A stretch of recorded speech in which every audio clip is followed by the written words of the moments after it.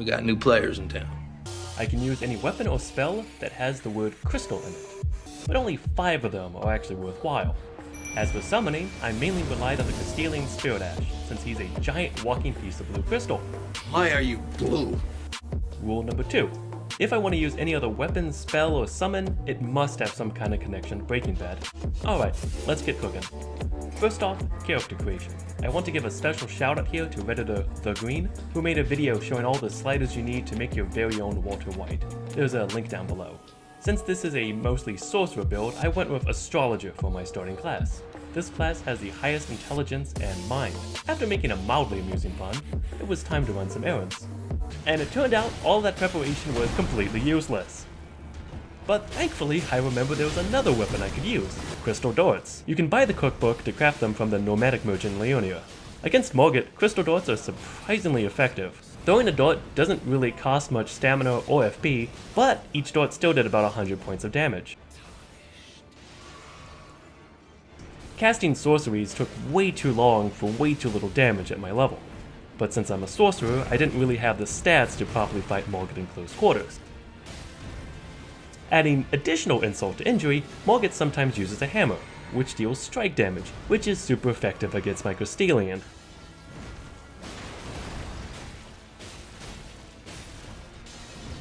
I could only have about 40 crystal darts at a time, and I ended up with 2, so I was cutting it kinda close to the wire here.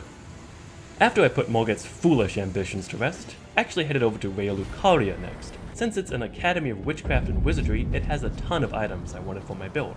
Inside Hogwarts, you can find Vatican's icon and Azure Staff. Both of these increased casting speed. In a hidden classroom, you can find the Graven School Talisman, to boost sorcery damage. And there's also the Shattering Crystal spell, which would become my main offensive spell. But before I could get most of those items, I first had to deal with an Old Yeller type of situation. Vanala's good boy is super agile, so I once again relied on crystal darts. Perfect for putting down any problem dog. Well, what was the problem? Why'd you have to kill him? What kind of a person kills a dog for no reason? Colleen.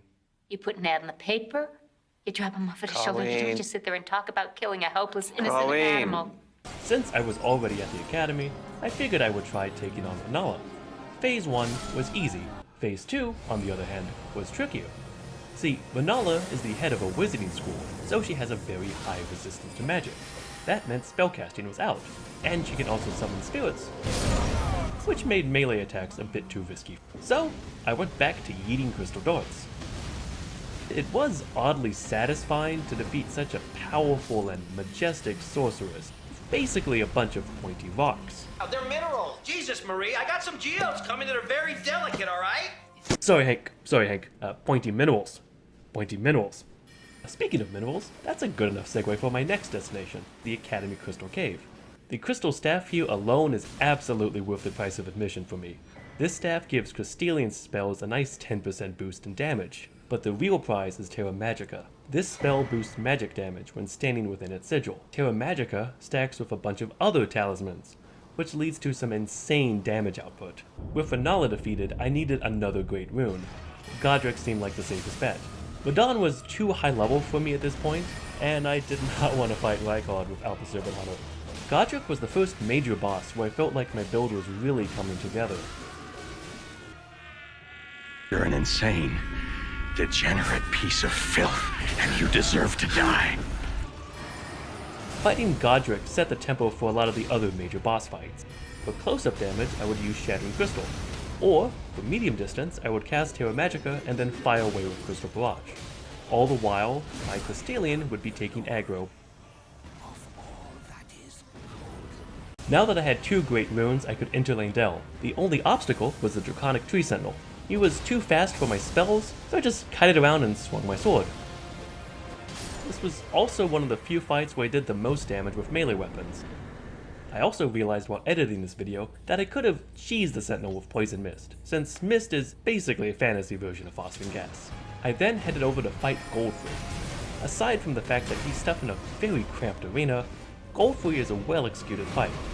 All I had to do was find the right punishing windows to cast Shattering Crystal. Took me a bit, but Godfrey down. Defeating Godfrey also gave me the 4th and final talisman pouch. First, I did Celivis's questline to get the magic scorpion talisman. I also grabbed the Godfrey icon, which strengthens charge-up spells, like Crystal Barrage and Shattering Crystal. That does require defeating Godfrey, who is a very unique and wholly original boss. Now it was time to fight Morgott, last of all Chads. Morgott has a menacing slow walk that's perfect for any caster to exploit, and I knew exactly what spell I wanted to use, Crystal Torrent. It was the last crystal sorcery I could get, and it's the strongest of its type. Just one problem. To get the spell, you have to defeat one of the worst boss fights in the game, the Putrid Crystalline Trio.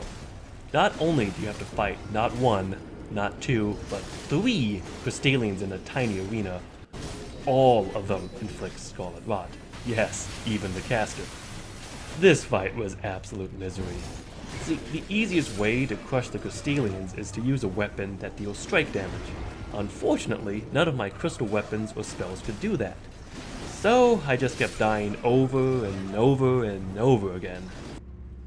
When it seemed like all hope was lost, I realized I could call on a key ally of Walter, Mike Ehrmantraut. Walter, Walter, Walter, Walter, Walter, Walter, Walter, Walter, Walter, Walter, Walter, Walter, Walter. The kid named Finger was absolutely clutch for this fight. I didn't even have to upgrade him. After Mike and I sent the Crystallians on a little trip to Belize, it was Morgan time. Now with Crystal Torrent, this fight was pretty simple. While my Crystallian drew aggro, I blasted away from the board.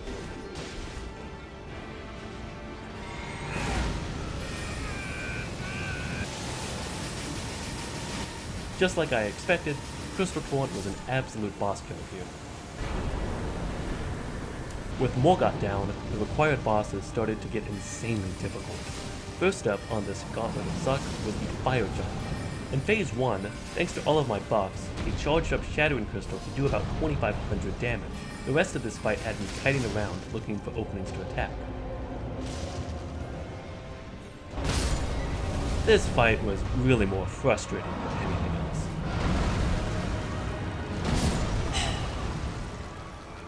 Though I do need to give a shout out to my Crystallian. Even after like 5 minutes of fighting and tanking hits, he is still at half health. Eventually, the Fire Giant went down.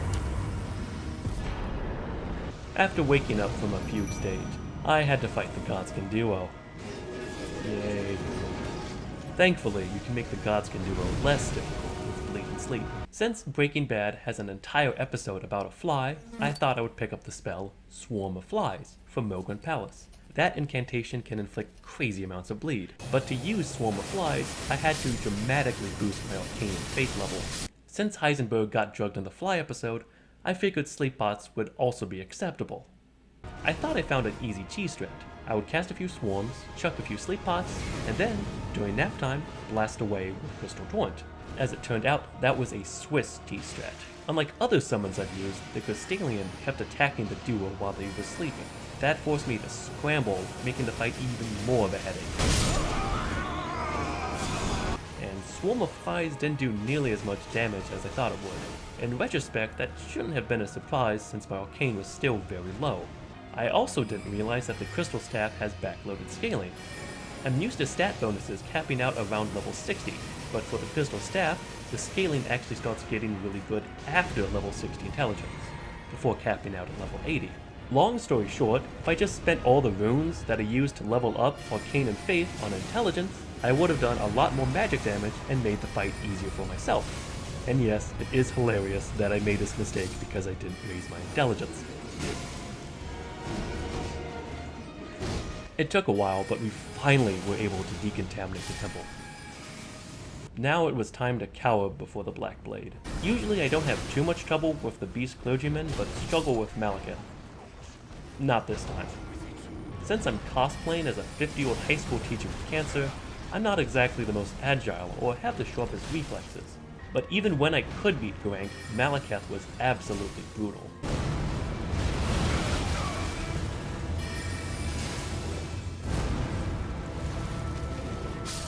You can't keep getting away with it! You can't keep getting away with it! I really needed a palate cleanser and a morale boost. So, I decided to fight Moog. Thankfully, like his twin brother, Moog is another menacing slow walker. That gave me plenty of time to cast Terra Magica, chug my gamer fuel, and then start blasting Crystal Torrent. What's even better is that the Crystallian is actually one of the best spirits to use here. The Crystallian has a high resistance to slash attacks, and they can't bleed, which makes them a fantastic counter to the Edge Lord of Blood. With Moog down, I got over 500,000 runes, and so, with some more levels under my belt, I challenged Malekith. This is the one part of the Malekith fight I actually enjoy. When he's like this, it really feels like Malekith is this apex predator, slowly stalking and toying with his prey. It took me a few more tries, but I finally took him down. After I made the Erdtree look like a road flare, I was in the Ashen Capital. First up, Gideon. With Gideon down, Godfrey was hit. Since Godfrey walked so slowly to start his fight, that gave me plenty of time to deploy Crystal Torrent. As expected, Phase 1 didn't give me that much trouble. Horaloo, on the other hand, is another story. He's quick, hyper-aggressive, and turns Elden Ring into a rhythm game where the floor is lava. Since my Crystallian kept losing aggro, I relied on another summon, the Marionette Ashes, since they're the closest thing Elden Ring has to a remote-controlled machine gun turret.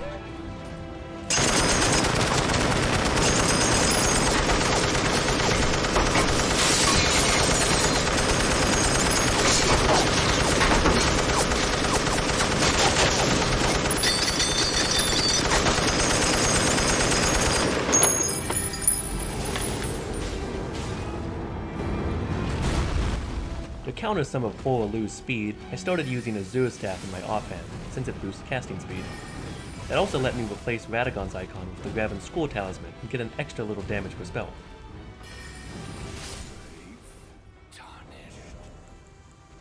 But now it was time to fight Radagon. I love Radagon as a boss. Thematically, he is the perfect final boss of the game.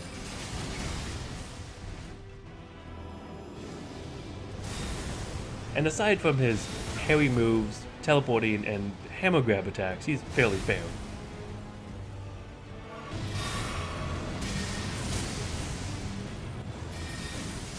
And so, with Radagon vanquished, this was the moment Walter White became Elden Lord. Now, I still have to fight the Elden Beast. Fuck you. It's a real shame you have to trivialize the fight against Radagon to beat the Elden Beast. Even after I killed Radagon for like the 20th time, I still struggled with Yinzer Nessie here. I was getting tired of dying to the same frustrating endgame boss over and over and over again. You will witness true horror. That's more like it. At first, I relied on the Crystallian, since he can resist Malenia's slash attacks. The Crystallian is such a tank, he can even take an entire waterfall dance without breaking his stance. Unfortunately, in Malenia's second phase, the Crystallian betrayed me. He would either lose aggro, or he would become a source of free healing for Malenia. But since she is so much more aggressive in this phase, she could quickly rally back her health faster than I could damage her.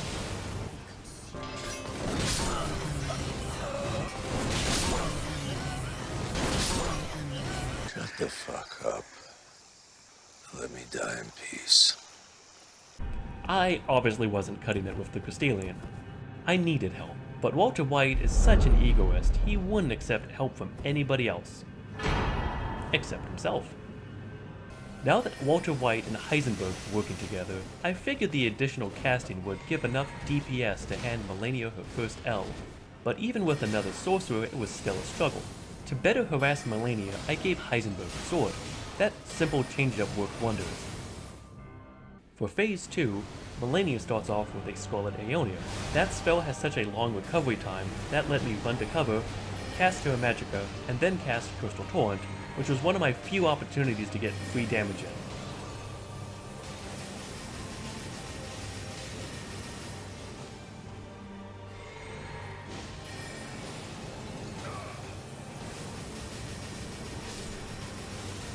But on that day, Owen Jesus smiled on me. For you see, right after Melania defeated Heisenberg, she did another Scarlet Aeonian. That let me unleash another Crystal Torrent. She was now one hit away from knowing defeat. I just had to fight the right punishing window.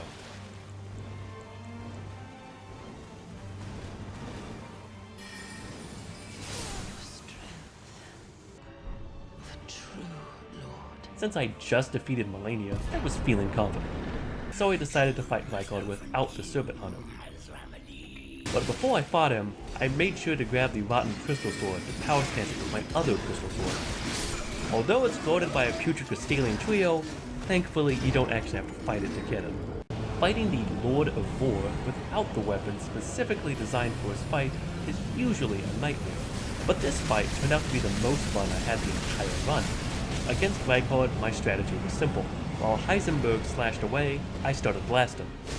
Then, when I ran out of Gatorade, I switched to my Power Stance Crystal Sword. For Rykard, melee can actually be an optimal strat. For starters, the magma doesn't do nearly as much damage as you might think, and he really can't hit you with his ranged attacks. I really felt like I was a Florida man attacking a giant serpent with 2 swords. Just before Heisenberg died, I was even able to proc Scarlet Rot. All I had to do now was dodge the flaming skulls, while the Scarlet Rot ate away at Rykard.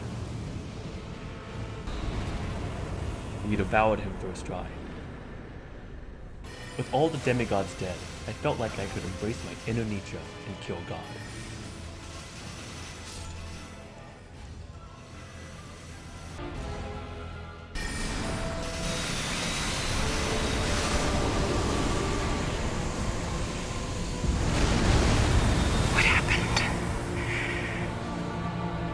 I won. Even though Elden Ring has 6 different endings, there is only one that lets Walter White spend eternity with his baby Blue. Earth below us, drifting